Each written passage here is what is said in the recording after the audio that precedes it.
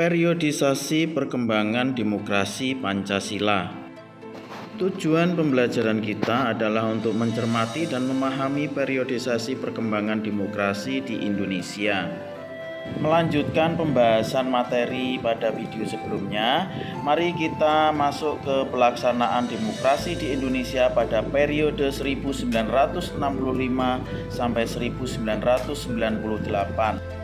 Era baru dalam pemerintahan dimulai setelah melalui masa transisi yang singkat, yaitu antara tahun 1966 sampai dengan 1968, ketika Jenderal Soeharto dipilih menjadi Presiden Republik Indonesia.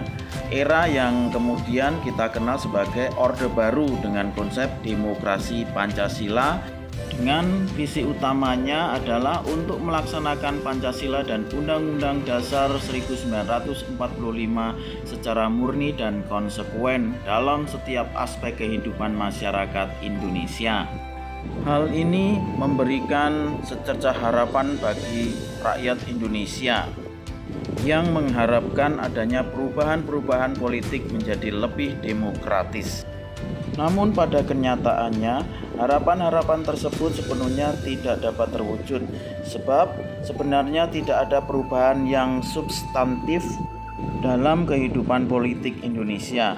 Dalam perjalanan politik pemerintahan Orde Baru, kekuasaan presiden merupakan pusat dari seluruh proses politik di Indonesia. Lembaga kepresidenan merupakan pengontrol utama lembaga negara lainnya, baik yang bersifat suprastruktur maupun yang infrastruktur.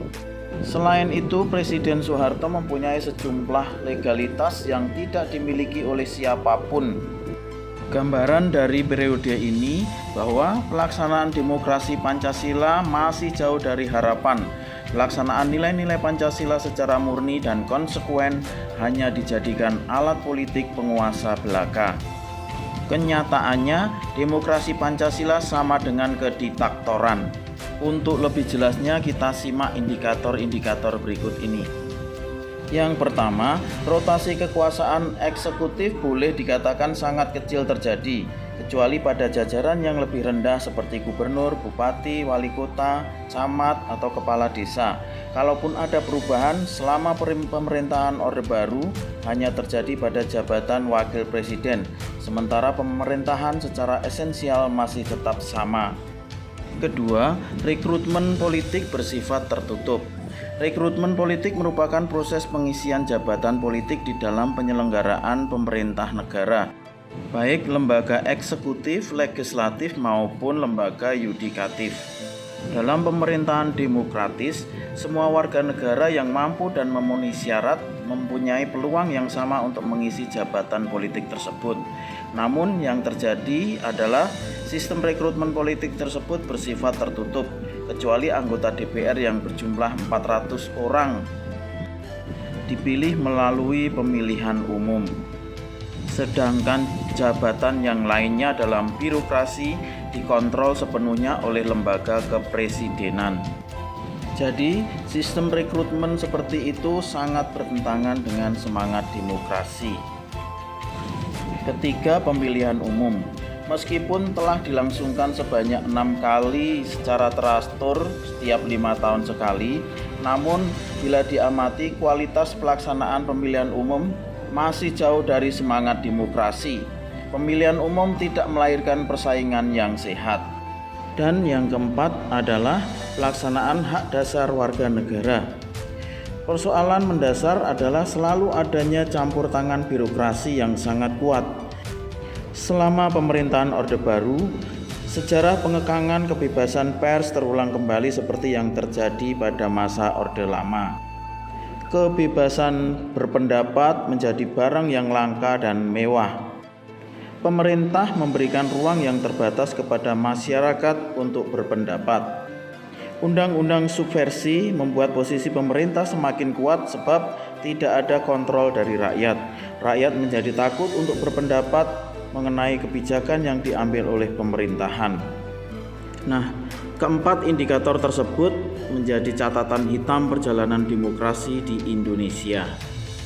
Sekarang mari kita menuju ke pelaksanaan demokrasi di Indonesia pada periode 1998 sampai sekarang. Penyimpangan yang terjadi pada masa pemerintahan Orde Baru pada akhirnya membawa Indonesia pada krisis multidimensi yang diawali dengan badai krisis moneter. Krisis moneter tersebut membawa akibat pada terjadinya krisis politik.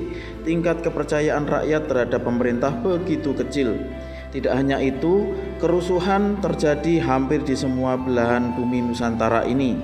Akibatnya bisa kita lihat, pemerintahan Orde Baru di bawah pimpinan Presiden Soeharto mengalami berbagai tekanan politik, baik dari luar maupun dalam negeri. Muncul gerakan massa dari para mahasiswa menuntut Presiden Soeharto mundur dari jabatannya. Tekanan tersebut memuncak ketika tidak kurang dari 15.000 mahasiswa mengambil alih gedung DPR MPR yang mengakibatkan proses politik nasional praktis lumpuh. Sekalipun Presiden Soeharto menawarkan berbagai langkah, namun tidak mempunyai pilihan lain kecuali mundur dari jabatannya.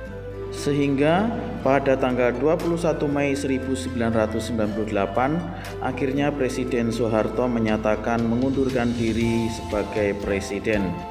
Selanjutnya mengatur agar Wakil Presiden Habibie disumpah sebagai penggantinya di hadapan Mahkamah Agung. Nah, hal ini merupakan jalan baru demi terbukanya proses demokratisasi di Indonesia. Kendati diliputi oleh kontroversi tentang status hukumnya, pemerintahan Presiden Habibie mampu bertahan selama 1 tahun. Dalam masa pemerintahan Presiden Habibie inilah muncul beberapa indikator pelaksanaan demokrasi di Indonesia. Yang pertama, diberikannya ruang kebebasan pers sebagai ruang publik untuk berpartisipasi dalam berbangsa dan bernegara. Yang kedua, diberlakukannya sistem multipartai dalam pemilu tahun 1999. Habibie dalam hal ini sebagai Presiden Republik Indonesia membuka kesempatan kepada rakyat untuk berserikat dan berkumpul sesuai dengan ideologi dan aspirasi politiknya. Dari dua hal yang dilakukan oleh Presiden Habibie tersebut merupakan fondasi yang kuat bagi pelaksanaan demokrasi Indonesia pada masa selanjutnya. Sistem demokrasi yang diterapkan dalam era reformasi ini adalah demokrasi Pancasila. Namun berbeda karakteristik dengan Orde Baru dan sedikit mirip dengan demokrasi parlementer. Mari kita mencermati beberapa indikatornya. Pertama, pemilu yang dilaksanakan jauh lebih demokratis dari yang sebelumnya. Sistem pemilu yang terus berkembang memberikan jalan bagi rakyat untuk menggunakan hak politiknya dalam pemilu. Kedua, rotasi kekuasaan dilaksanakan mulai dari pemerintahan pusat sampai pada tingkat desa. Ketiga, pola rekrutmen politik untuk pengisian jabatan politik dilakukan secara terbuka.